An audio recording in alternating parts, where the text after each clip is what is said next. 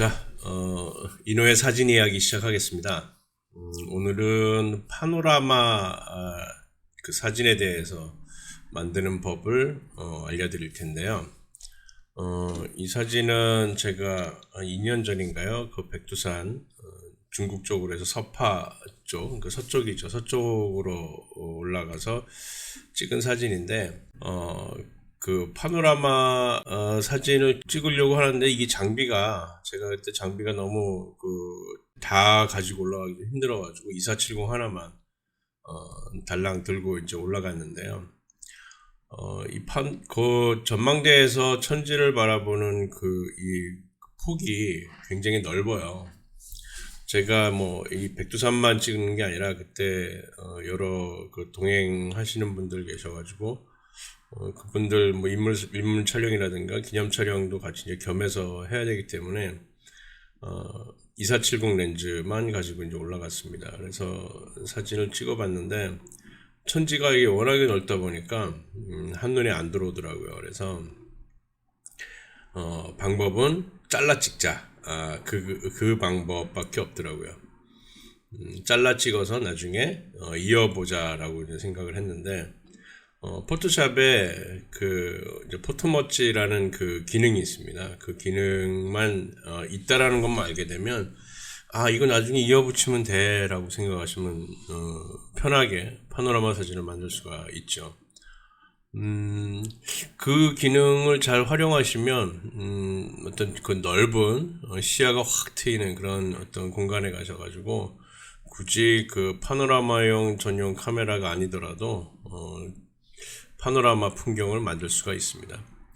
대신에 우리가 이 파노라마 이 사진을 만들려면 컴퓨터 사양이 좋아야 합니다.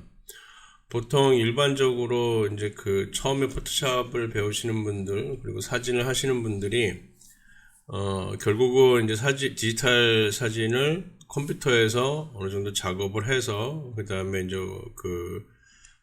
인화를 하시든지 아니면 어디에 올리시든지 하는데, 요즘에 그 카메라들이 화소가 굉장히 많이 높아졌죠. 그러니까 데이터 크기가 크다라는 겁니다. 그래서 그 데이터 크기가 큰 사진을 처리를 하려면 컴퓨터 사양이 굉장히 중요하거든요. 그래서 램도 올려야 되고, 또 보통 일반적으로 보게 되면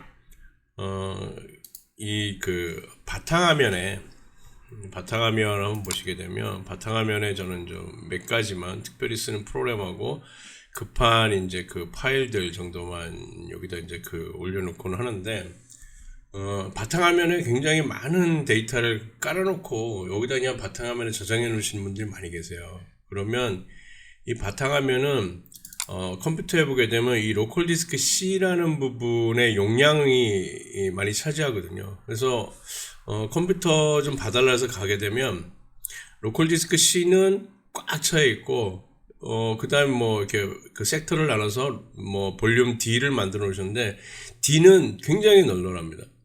그 공간이 엄청 많이 남아 있어요. 그래서 작업을 하시고 C에다 자꾸만 저장을 하시거든요. 그렇게 되면 C의 작업 공간이, 사용 가능 공간이 부족하게 되면 프로그램을 돌리기가 굉장히 힘듭니다. 프로그램들은 대부분이 이 로컬 디스크 C 안에 깔리고 거기에서 이게 돌아가게 되는데, 여기에 그러면은 과부하가 생기거든요. 나중에 이게 간단하게 되면 결국은 저장도 안 되는, 그리고 갑자기 컴퓨터가 다운되는 그런 현상까지 생기죠. 그래서 로컬 디스크 C, 대표적으로 운영체제가 깔려있는 이 C 드라이브에는 여유 공간을 충분히 줘야 됩니다. 즉 맥시멈 한 90% 정도까지 사용했다 그러면 여기를 다 점검을 하셔야 돼요.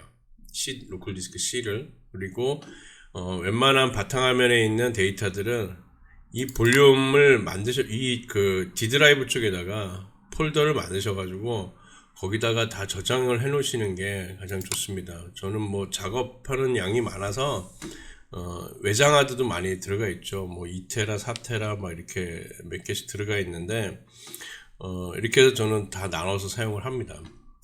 그다음에 이제 저장 부분에서 가장 이제 고민을 많이 하시는데, 저는 제 거 한번 살짝 보여드릴게요. 여기가 보통 사진을 저장하는 디스크인데요. 이쪽이 아니네요. 여기네요. 여기에 보게 되면 옛날 그 캐논 OD로 찍었던 데이터들이 이렇게 쭉 날짜별로 돼 있죠. 그래서 여기에 보게 되면 2016년 5월 18일, 뭐 5월 24일 이렇게 돼 있고, 그 다음에 마크포 최근에 카메라로 찍은 것도 폴더별로 해서 이렇게 다 날짜별로 다 저장을 해놨습니다.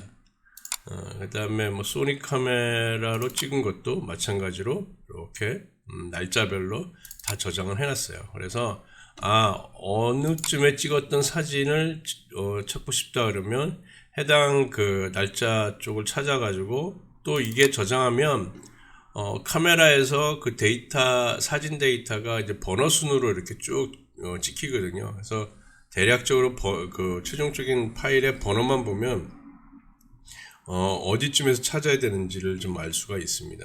그래서 사진 정리는 이렇게 그 폴더별로 구분하시고, 그래서 이쪽에 이쪽 하드에는 원본, 그러니까 로우 파일 위주고, 그 다음에 이제 이쪽 그 볼륨에 보게 되면 여기에서는 보정하고 나서 이제 뭐 SNS라든가 이런 데 올릴 때 사용하는 데이터들을 이쪽에 또 쭉 정리를 해놨습니다.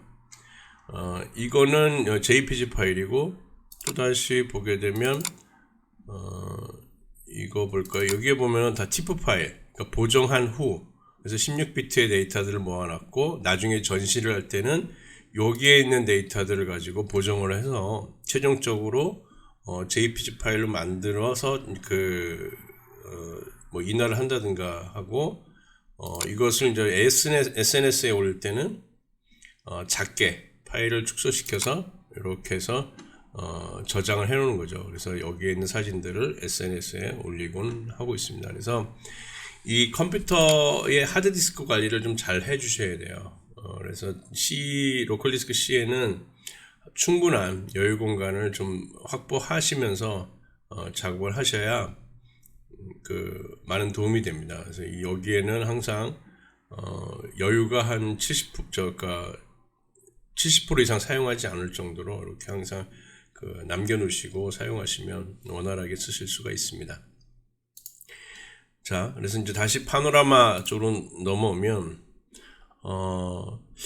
파노라마 전용 카메라도 있고요. 그리고 요즘에 디지털 카메라에 보게 되면 파노라마 기능이 있습니다. 그래서 파노라마 기능으로 이용해서 촬영도 하는데, 파노라마 기능을 사용하게 되면 16비트의 로우 파일로 저장되는 것이 아니라 보통 JPG 파일로 저장이 되죠. 그래서 데이터 크기가 좀 작고 보정하기도 어렵고 그렇습니다. 그래서 로우 파일을 활용한 파노라마 촬영, 그것을 좀 알려드리겠는데요. 그 전에 앞서서 이제 우리가 카메라에 보게 되면 이제 그 풀바디, 뭐 크롭바디 이렇게 돼 있잖아요. 그래서 풀바디는 옛날에 그 35mm 필름 그 사이즈를 그대로 가져다 쓴다라고 보시면 되고, 크롭바디는 크롭이라는 게 자른다는 개념이거든요. 그래서 현저하게 사이즈보다 굉장히 그 상하 좌우가 줄어들어서 촬영하게 되는 거예요. 그래서 전체 내가 보고 있는 폭을 다 사용하지 못하는 그런 어떤 단점이 있습니다. 대신에 뭐 크롭바디의 장점은 가격이 싸다는 거라고 합니다. 그래서 사진을 좀 오래 하고 싶으시다 하시는 분들은 크롭바디보다는 풀바디용 카메라를 사용하시는 것이 더 좋을 것 같아요. 공부하는 데도 많이 도움이 되고요. 크롭바디는 시야의 한계가 있습니다. 그래서 이제 다시 파노라마 얘기를 들어보면, 파노라마 사진을 찍을 때 주의할 점은 보통 3분의 1 정도 이상을 겹쳐 찍으셔야 됩니다. 너무 빡빡하게 찍게 되면 이게 나중에 연결하기가 되게 어려울 때가 있어요. 그래서 사진은 3분의 1 정도로 연결해서 쭉쭉쭉 이동하면서 찍으시는데, 여기에도 추가할 점은 한번 잡은 노출값은 그대로 변형시키지 않고 변화시키지 않고 그 노출값 그대로 이용해서 계속 찍어야 된다는 거예요. 그래서 보게 되면 제가 폴더를 하나 보여드릴게요.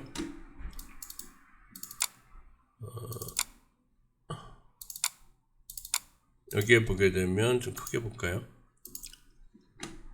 자, 여기서부터 요 사진은 이제 가로로 찍었어요. 가로로 이렇게 5개를 가로로 찍었는데, 노출값을 그대로 두고 몸을 움직이면서 제자리 서서 좌우로 왔다 갔다 하는 것이 아니라 그냥 몸만 회전하세요. 몸만 회전하면서 찰칵 3분의 1 정도씩 겹쳐가면서 찍으시게 되면, 촘촘하게 찍으시게 되면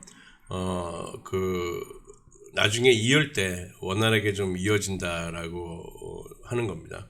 이거를 너무 바짝바짝씩 끊게 되면, 이 겹쳐지는 폭이 좁으면 나중에 뒤틀림 현상 할 때 잘 안 잡히는 경우가 있습니다. 그래서 3분의 1 이상 겹치게끔 촬영을 하셔야 충분하게 사진이 부드럽게 이어지는 그런 파노라마 사진을 만들 수가 있습니다. 한번 만들어 볼게요. 다시 포토샵으로 와서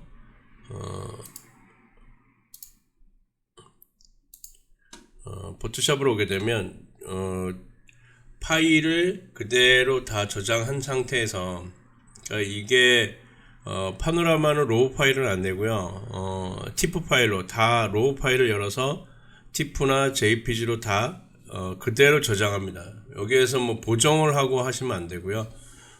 보정은 최종적인 후보정을 하시는 거고, 파노라마 만들 때는 원래의 소스 노출값 그대로 일단은 저장하신 다음에 그 파일을 불러오시면 됩니다. 그래서 방법은 파일에서 자동화해 보시게 되면 포토머치라는 그 메뉴가 있습니다. 포토머치를 클릭해서 이렇게 자동이라는 것이 있고, 위치 변경, 그러니까 내가 움직이면서 찍기 때문에 위치들이 살짝 상하폭이나 아니면 기울기 이런 것들이 약간씩 변형될 수가 있어요. 그래서 그거를 감안을 해서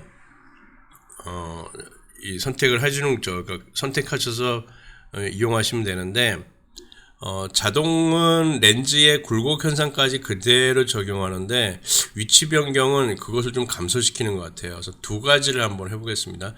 자동이라는 것을 선택을 하시고 파노라마 만들 파일을 찾으면 되겠죠. 그래서 찾아보기를 누르면 지금 여기서부터 여기까지죠. 요걸 선택하고 Shift 버튼 누르고 이렇게 선택하면 5개가 같이 선택이 됩니다. 안 그러면 하나 선택하고 컨트롤 버튼 누르고 클릭하면 원하는 파일들을 다 선택할 수가 있죠. 선택한 다음에 확인,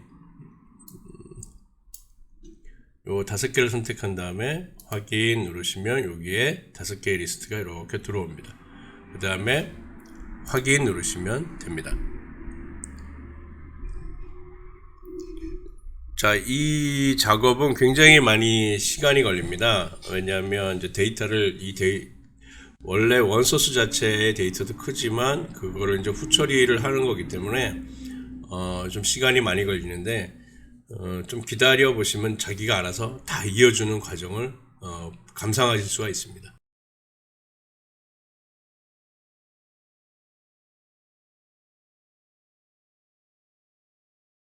자, 만들어졌죠? 보시게 되면 외곽에 약간 이제 굴곡이 좀 있을 거예요. 이건 뭐냐면, 렌즈 굴곡 현상을 그대로 적용해서, 그 파노라마를 만들었다라는 건데, 레이어 창을 이렇게 열어보면, 자기가 알아서 가릴 부분, 겹쳐지는 부분, 필요 없는 부분을 이렇게 가려서, 그 전체적으로 하나로 만들어주는 거예요. 그래서 눈을 꺼보면, 이만큼, 이만큼. 그래서 이만큼들을 서로 이어 붙이는 겁니다. 자기가 알아서. 이게 그 포토머치의 기능입니다. 요거를 한번 레이어를 합쳐놓고 배경 이미지로 병합하고 저장해 놓겠습니다. 일단은 저장, 여기가 001로 저장하겠습니다. 이번에는 자동이 아니라 그 다른 방법으로 한번 합쳐 보겠습니다. 자, 다시 메뉴에서 자동화 포토머치, 이번에는 위치 변경이라는 것을 이용해서 한번 해보겠습니다. 얘를 선택하고 찾아보기, 그래서 5개를 이렇게 선택하면 되겠죠. 선택해서 확인 누릅니다.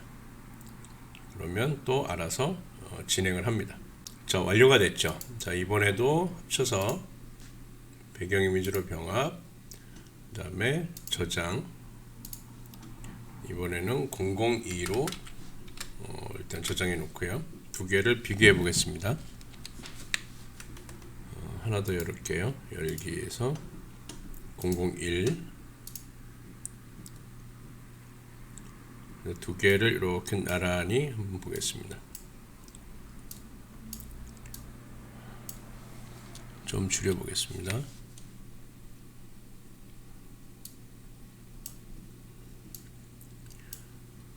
자, 이 오른 위에 002 나중에 그 적용한 그 변형을 통해 적용한 요 방식, 지금 위치 변경이라는 요 방식하고 자동이라는 방식 두 가지를 했는데, 위에 거는 자동 방식이고 위에 게 위치 변경 방식이죠. 하여튼 위에 거는 렌즈 굴곡 현상을 자기가 알아서 조절해 가지고 굴곡 현상을 없애면서 그 좀 와이드하게 파노라마를 만든 거고, 밑에는 렌즈 굴곡 현상을 그대로 적용을 해서 만들었기 때문에 약간 그 굴곡 현상, 그래서 넓이가 위에 게 훨씬 더 펴져 있다라는 느낌이 확 들죠. 얘는 약간 이 좌우측에 보게 되면 오므려져 있다라고 느낍니다. 그래서 이거는 그때그때 한번 사진을 가지고 한번 적용해 보시면 원하는 사진들을 선택하셔서 보시면 될 것 같아요. 자, 이 사진을 다시 이제 보게 되면 작업을 하다 보니까 이 사진도 데이터 크기가 좀 제가 원하는 사이즈로 잘 안 나온 것 같아요. 그래서 제가 다시 한 번은 세로로 찍어 봤습니다. 세로로 이렇게 세로로 찍으니까 파일은 더 많아지죠. 파일은 지금 더 이제 많아지는데 10개 정도네. 아까 5개면 그 폭을 다 잡았는데 촘촘히 찍다 보니까 한 10개 정도의 파일을 찍게 됐습니다. 그래서 이번에는 이 파일을 한번 연결해 보겠습니다.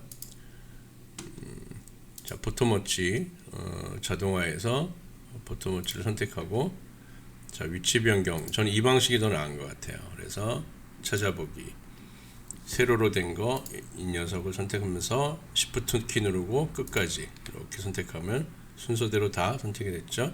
확인, 얘는 데이터가 더 많으니까 시간이 더 걸릴 거예요. 자, 그 다음에 여기에서 확인 버튼만 누르시면 되겠죠.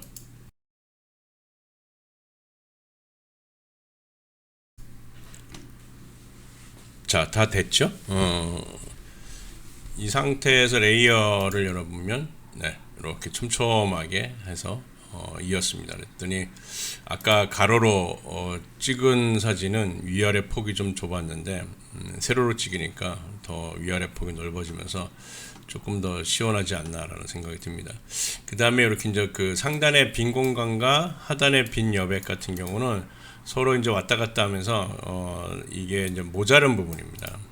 그래서 삼각대를 놓고 찍으시면 이게 좀 그 모자란 부분이 좀 작아질 거고요. 삼각대를 안 쓰고 손으로 찍게 되면 이런 현상이 좀 생겨요. 그래서 어쩔 수 없이 이런 부분은 좀 잘라내야 됩니다. 그래서 이만큼 그 사각형 영역 도구를 이용해서 이렇게 선택한 다음 자르기 하면 되겠죠.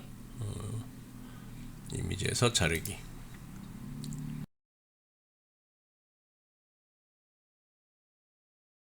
자, 자른 다음에 이거를 먼저 레이어 있는 상태에서 자르시면 시간이 많이 걸립니다. 그래서 이 이미지를 그냥 합쳐 버려셔도 될 것 같아요. 배경 이미지로 병합.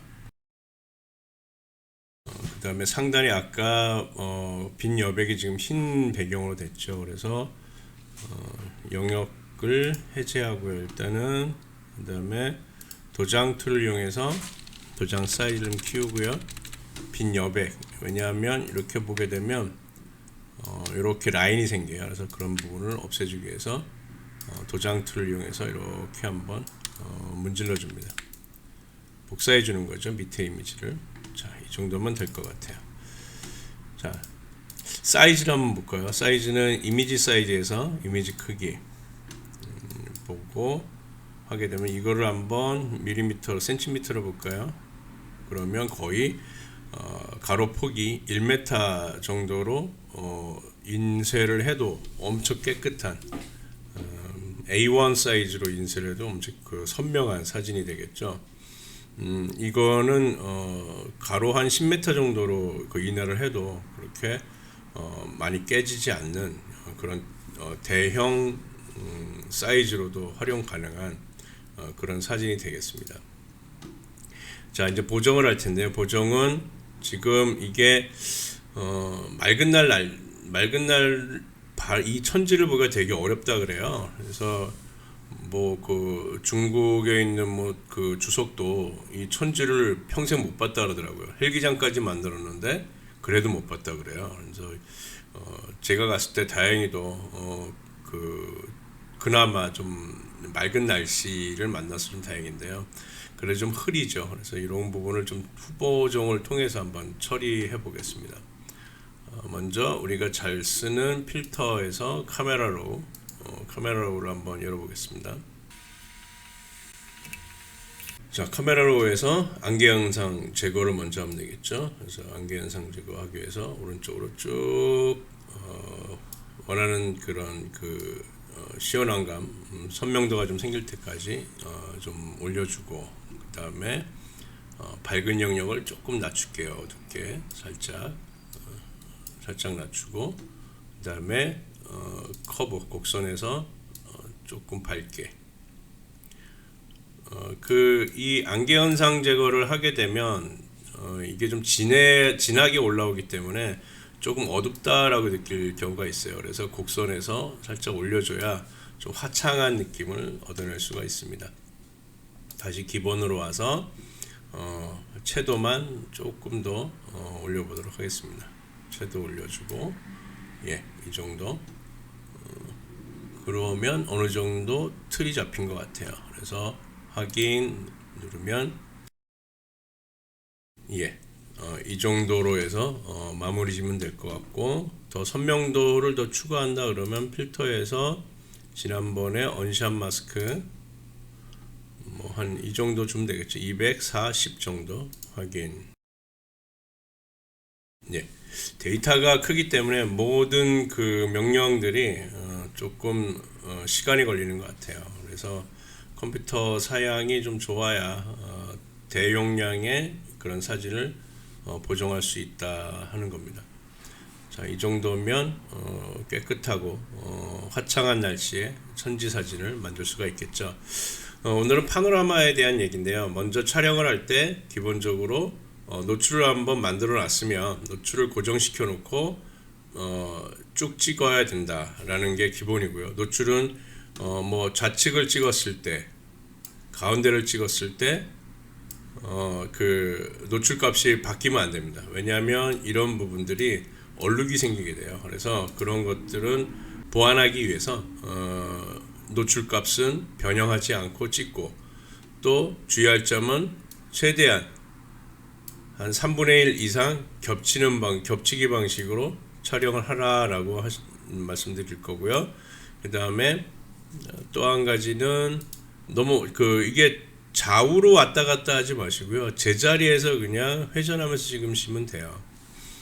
그렇게 해서 2470 렌즈로도 충분하게 파노라마 사진을 만들 수 있다라고 하는 겁니다. 굳이 렌즈를 바꿔서 뭐 그 광각 렌즈 이런 걸 쓰지 않으셔도 이렇게 파노라마 사진을 찍을 수가 있습니다. 광각 렌즈를 찍게 되면 이렇게 외곽 부분이 많이 왜곡이 돼요. 굴곡 현상 때문에. 그래서 광각 렌즈로 써도 좋지만 나는 굴곡 현상을 좀 줄이겠다 싶으시면 일반 보통 렌즈를 이용해서 이렇게 끊어서 촬영한다면 이해하시면 됩니다. 다만 이 안에 그 뭐 갈대밭 같은 경우, 바람 부는 날 이런 경우는 갈대가 흔들리기 때문에 그런 거는 못 잡습니다. 그래서 그런 거는 차라리 광각 렌즈가 좋은데 그렇게 뭐 움직임이 없는 그런 날씨라면 일반적인 그냥 보통 렌즈로도 파노라마 사진을 이어붙여서 만들 수 있다라고 하는 겁니다. 예, 요즘에 좀 답답하지만 좀 이런 부분들에 대해서 염두에 두셨다가 나중에 좀 뭐 이번에 코로나가 좀 잠재가 되면 그때 이제 열심히 촬영을 하기 위해서 충분하게 준비하는 시간을 좀 가졌으면 좋겠습니다. 이번 시간은 여기서 마치겠습니다. 감사합니다.